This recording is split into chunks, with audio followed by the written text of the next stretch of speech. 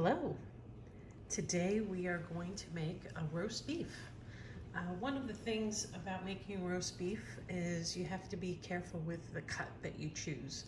I actually use a eye round roast. This happens to be a 4-pound eye round roast. And what you'll notice when you look at the eye round, there isn't a lot of marbling. And what that means is it's a rather tough cut of beef. So why roast it, you say? Well, what we can do when we roast this by doing it at a high heat and make sure that it has cooked through to the medium rare / rare temperature, when we slice it, which we will slice this way, you see the strands of the muscle go this way. We're going to cut it crosswise. We'll end up with a more tender cut. That does not mean this is going to fall apart and be super, super delicate, but how you cook it, how long you cook it, and how you slice it all play into it. So the first thing that you want to do is get your cut of meat. Like I said, in this case, it's an eye round roast. I'm going to make a sauce at the end with a 1/2 cup of beef broth and a 1/2 cup of wine. So I'm using Pinot Noir today. It's pretty much whatever I happen to have on hand. So we take the beef roast out of its packaging. We've got it on a sheet pan. I'm going to move it over to the side for the time being, because the first thing that we're going to do is actually create a paste. And we're going to create a paste and add all of those ingredients on top of and around the roast itself. So we start out with about 4 or 5 pieces of garlic. We're gonna use our garlic press to get that going. Let me move this a little bit further out so you can see what I'm doing. So you just put this through your garlic press.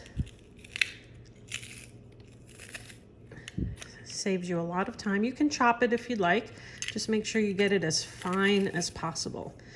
A paste means it needs to be kind of spreadable.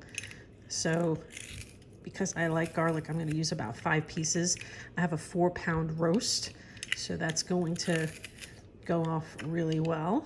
So get all of these put through our press. And the last one. All right, so we've got all of our garlic in our bowl. Next, we're going to add 2 teaspoons of thyme. And they can be heaping. You're not going to have any problems with this. You want to season the roast, and the only seasoning is on the outside, because remember, we don't have any fat on the inside, so we're going to be generous. 2 teaspoons of salt.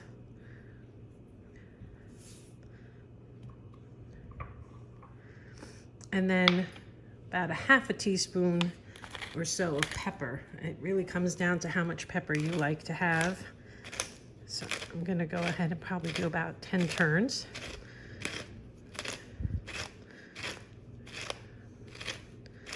You can always add a bit more. So we're done with our salt, pepper, and thyme. And then we're going to add 2 tablespoons of olive oil. 1, 2.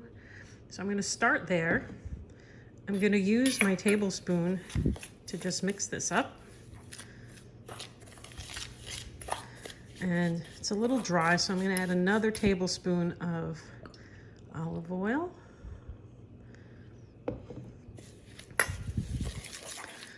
There we go. That's looking better. I could probably take like another 1/2 tablespoon. So I'm going to go ahead and do that. About a 1/2 tablespoon of olive oil. So now that we have our paste ready, we're going to get our roast. And we're going to, I use the spoon itself to put some on here. We do about half on top, half on the bottom. And I use the back of my spoon, again, so I don't have to dirty my hand, but you could use your hands as long as your hands are washed.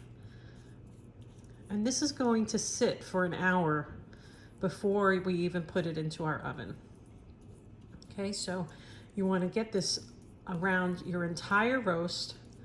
Put your roast on the counter, let it sit for about an hour. It allows it to come to room temperature. It allows these flavors to start to slowly penetrate. That's what the salt is going to do. And then we're going to get it into our oven.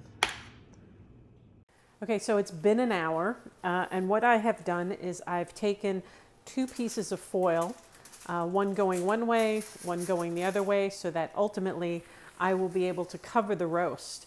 What I'm going to do right now is place it into a 500-degree oven, and for 6 minutes per pound, I'm going to roast the meat itself, and then we're going to lower the temperature. So depending on how many pounds your piece of meat is, remember it's 6 minutes per pound at 500 degrees. Here we go. Okay, so we've taken our roast out. I'm going to put in my thermometer. This is very hot, so you want to be careful. When you put a thermometer that goes with your oven, you want to get it to the center of the meat itself. And now we're going to cover this up. So we're going to bring the foil up and over.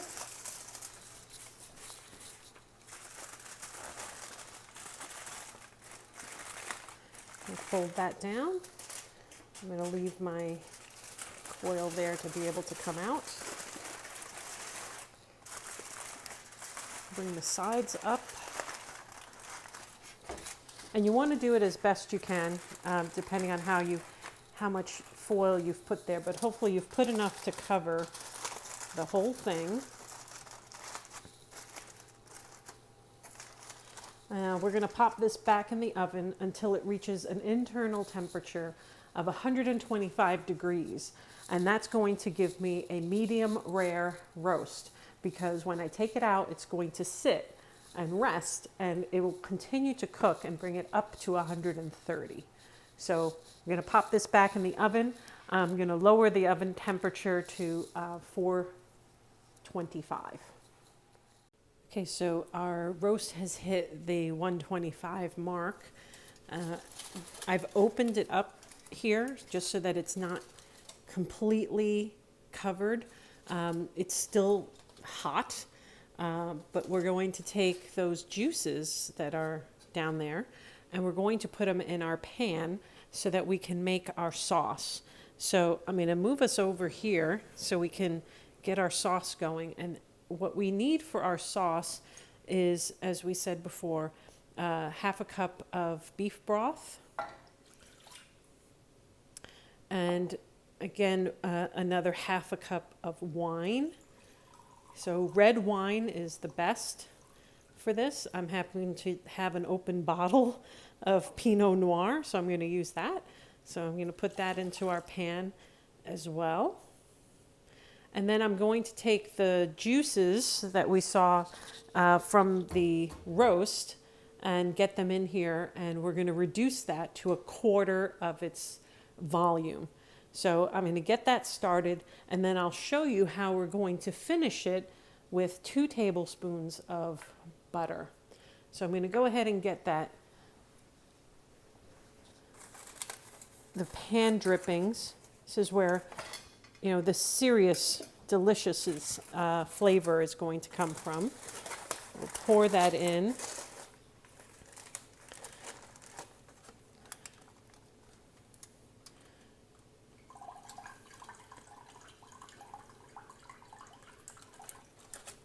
You got to hold on to the roast so it doesn't tip over.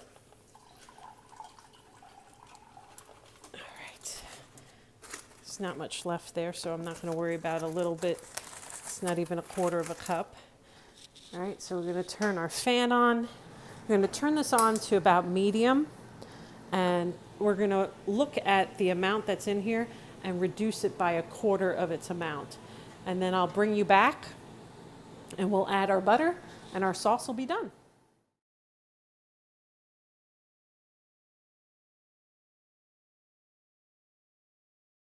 Okay, so we've reduced this down. I'm gonna use my little banana holder to hold the pot because this gets hot. And we've reduced it down about a quarter of what it was. So I'm gonna go ahead and I'm gonna turn that off. And we'll turn off the fan as well. And now you can see this is really hot. So what we're gonna do is add in 1 piece of butter for a total of 2 tablespoons. And we just stir, and that butter has to be cold until the butter melts. And just before that piece of butter is completely melted, we're going to add the next piece of butter. So it's 1 at a time, or, ooh, look at that, I saved it. And that's going to create an emulsion, a very light emulsion with the sauce that we have here. So it's not going to be very thick. It's not going to be a gravy, but it's going to be slightly thicker. It'll coat the back of a spoon once we're done adding in all of the butter. So we'll do our next piece. Don't want it to go plop and splash everywhere. And remember, that butter is cold, and it needs to be cold in order for this to work. So the butter is slowly cooling down the sauce, but it's also creating an emulsion. So we're going to keep doing that. We've got 2 more pieces. And just as that piece is almost done, I add the next one for each iteration here. I'm going to hold and I'm stirring just to make sure that the butter comes into contact and melts evenly as we go along. 1 more piece after this.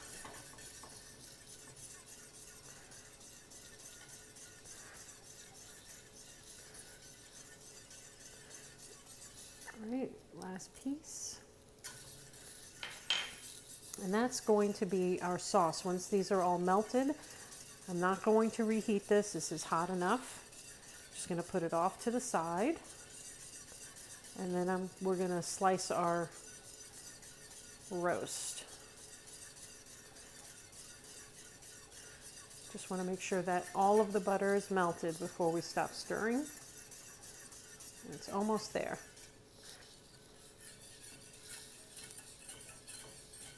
Okay, we're going to get our roast out. It's been resting now for about 15 minutes, and we're going to start slicing. Okay, so we have our roast ready to go. You'll notice I'm going to cut it this way. All right, I'm going to slightly move my cutting board just for the angle for it to be easier for me. And you want to cut this as thin as you possibly can. And it's important that you've rested the meat so it doesn't lose all of its juices. The resting allows the juices that are inside the meat to redistribute themselves and kind of settle down. If you cut it too soon, the juices are just going to run out and you're going to end up with an extremely dry piece of meat. That's true of anything that you roast. So I have hands that can handle the heat. So I use my hand to steady the roast. The one thing I would say not to use is a fork. If you need to use something else, you can use a clean dish towel. I've also used my tongs when my hands are not feeling too good. And it's just to steady the roast. It's just to keep it from moving around. And you can see I'm going to cut it as thin as I possibly can. And I'm using a knife called a slicer. And this allows me to get a very thin piece of meat. So you can see this is still rare in the center. I've got a nice medium rare because I'm all the way at the end. So the more we cut into this, the rarer it's going to become. So I would suggest that you try creating a roast from an inexpensive cut like an eye round, the way I've described it to you today. Go ahead and serve it with your pan sauce and tell me if you don't think that's delicious. Have a good day.